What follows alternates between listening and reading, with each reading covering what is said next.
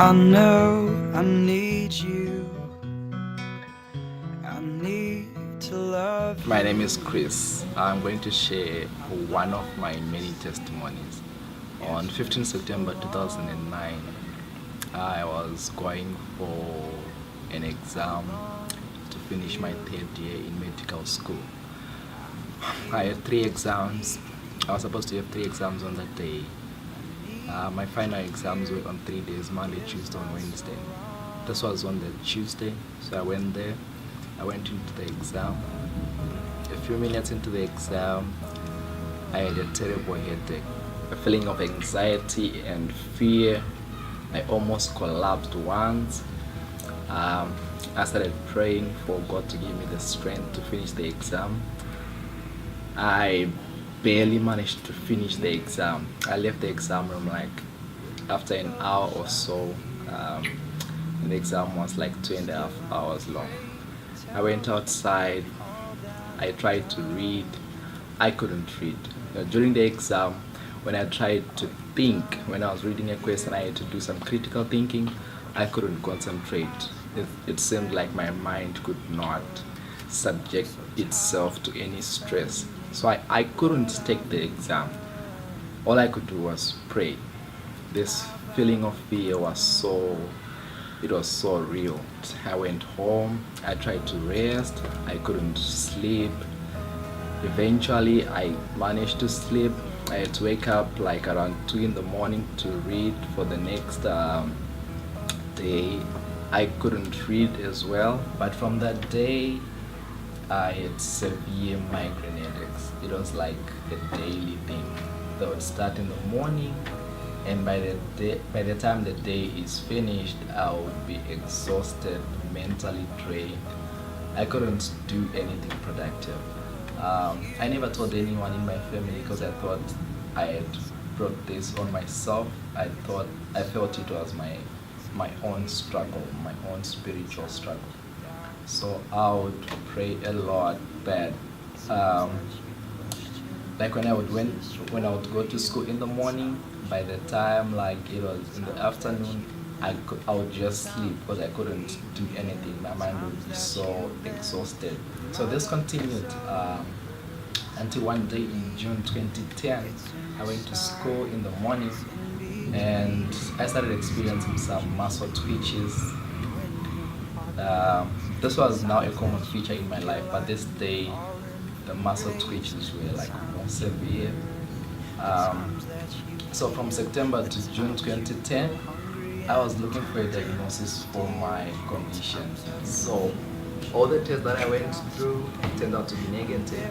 So on this particular day in June of 2010, I started experiencing muscle spasms, muscle twitches. I could barely walk. I started having like seizure attacks. They were not really seizures. I was conscious, but I just lost control of my body. So my family organized an all-night prayer meeting for me. We invited some church members to come, and we had this all-night prayer meeting. So we had the prayer meeting from 9 p.m. until 5 a.m. in the morning, and for that entire period, everyone was just praying for me. Before this, when I would attend prayer meetings, like for the whole evening, I would sleep like sometime through the meetings, but on this particular one, I couldn't afford to sleep because I felt it was all about me. In fact, after the prayer meeting ended, I didn't feel anything. There was no change in me. I didn't feel any difference. There was no evidence that I was healed. So I went to my aunt's place and I started reading. So I was reading on Steps to Christ because I was supposed to write a summary of that book. And on this particular day, I was reading the chapter Faith and Repentance, I think. And one of the statements that caught my attention said, do not wait to feel that you are healed.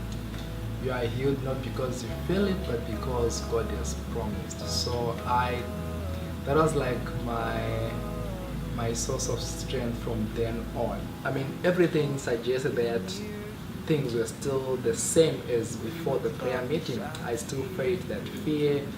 I still had migraines, but I just continued. So after the prayer meeting, my faith was just enough to see me through one more day, one day at a time.